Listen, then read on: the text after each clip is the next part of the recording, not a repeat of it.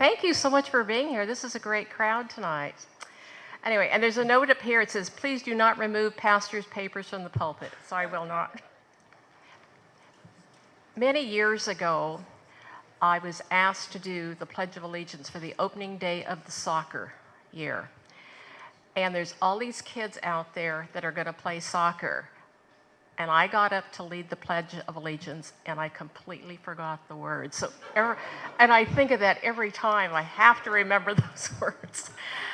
And all those little kids out there saw it. So anyway, so I want to thank all of you for being here tonight. This is really special. We are going to be doing this at each quadrant of the city. We're starting with the northeast. We'll go to the northwest and to the two districts in the south part of the city. But the purpose is to hear from you, to the people that live in this part of the city, the things that you think are real issues, the things that we can do to help you and to improve on. I know that last time we were having these town hall meetings, we found out from the people on the northwest side of town they wanted Oakley Park redone, they wanted lights, and all the things that they thought were a big issue and important to them on that side of town. And so this is why we're here tonight.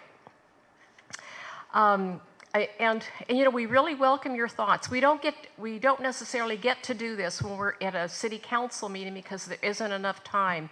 But a lot of times when you're talking to people and you get answers, and then you can maybe build solutions on some of those answers that we're able to give you. So, and the format tonight is pretty much, I will be speaking for a very short time. We will move into the other room. We will have all of the department heads there at the table. You will be able to ask different questions. They are going to keep track of who asks the questions and what the questions are so that we can respond to those, because it's pretty much easy, and there's a lot of issues and maybe problems that don't cost us money to fix. We just have to know where they are and what we can do to get them fixed for you. And so that's what we like to do, and be very proactive in the city instead of react after people get really angry at things. And we've tried to do this, especially like with the fireworks, and to have ordinances out there that really help us and help the people in the city. I would like to introduce our city manager, Jason Stillwell. And would you like to say a few words, Jason?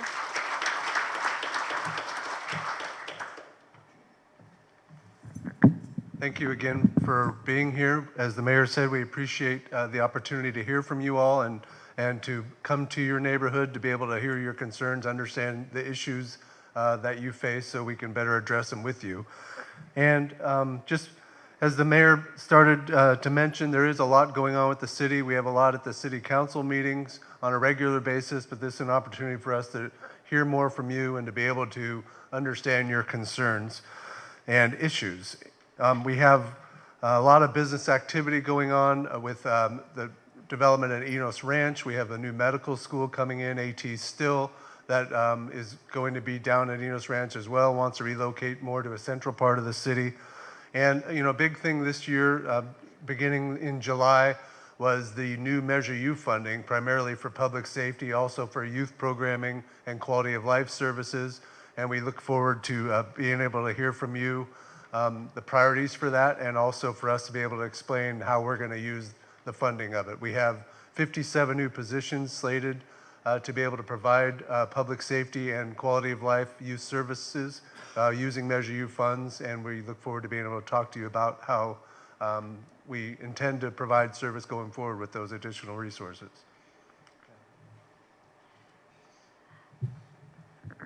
And I always want to say, there's a difference in our height, isn't there, Jason? I always want to say thank you for the people that supported Measure U and how important it is, because it's impacting us at the city, and the good part is the state cannot take it away from us, as they've done many, many times with millions of dollars. So I think that's really important. And the citizens of the city of Santa Maria get to see where that money is spent. And if they don't like it, they can let us know.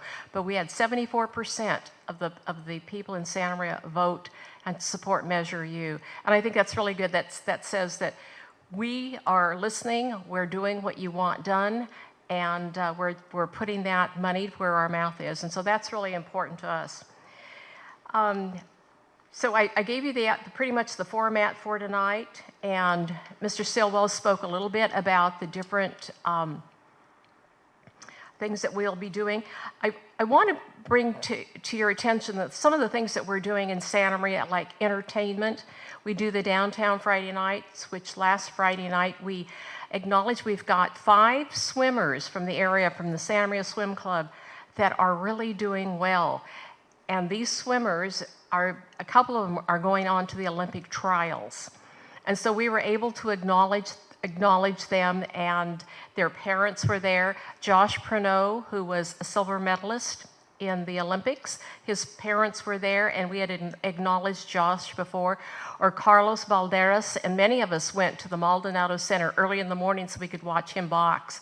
I can remember getting up and my husband saying, "Where are you going?" I said, "I'm going to go watch a boxing match," like at 5:30 in the morning. He said, "But you don't like boxing." I know, but it's one of our guys.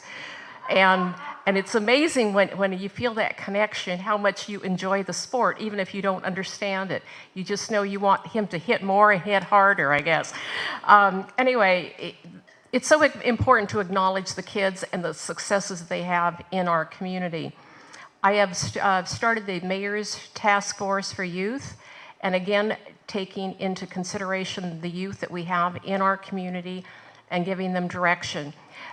What I want to do with that is expose the kids to the city of Santa Maria, to all of the departments in Santa Maria, to expose them to leadership and to give them some training in leadership that they can use all through their life. And we started last year, and it was a great experience when I took a group of kids to the police department. And I think by the time we got out of there, several of them wanted to be police officers. One girl said to me, she goes, "I don't have a good opinion of police officers, and I'd like to know more about it." And I said, "That's great, let's go to the police department," and that's what we did. And so just giving them the opportunity to get into the community of Santa Maria, and they want to do things also. They want to be proactive in the city of Santa Maria, and they want to serve Santa Maria. Which brings me on to another activity that we did just this past Saturday in Serve Santa Maria. I don't know how many people Pastor Nielsen had all together in Serve Santa Maria, but at least a couple of hundred of us gathered at Maldonado Center. Other people went out to wherever the workplace was that they decided to help. I went out to a mobile home park and pulled weeds. I have no skills when it comes to gardening, but I can do that. So as we're pulling weeds and coming down the different mobile home parks, this woman said she needed her rose bush trimmed. Now, which was sort of funny because anything I ever touch does not do well. It dies, actually. And every time my husband sees me bring home a plant, he goes, "Don't they know you by now?" So I had to ask one of the women in the group, "How do you trim roses?" Because I have never trimmed roses. And my friend Rebecca is sitting here laughing because she can attest to this.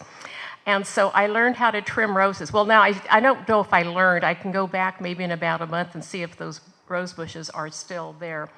But she had enough trust in me that I was able to trim her rose bushes, and this was something that was difficult for her to do. So we helped clean up the park, and there's probably about 30 or 40 of us people at that park.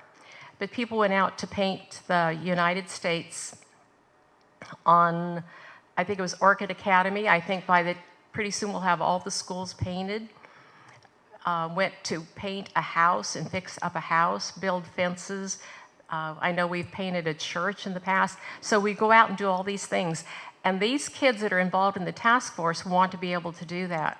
I'm going to get them involved in the Air Fest that's coming up in October so that they can help in that. But people are eager to have these young people there. And I'm eager to make the connection for them.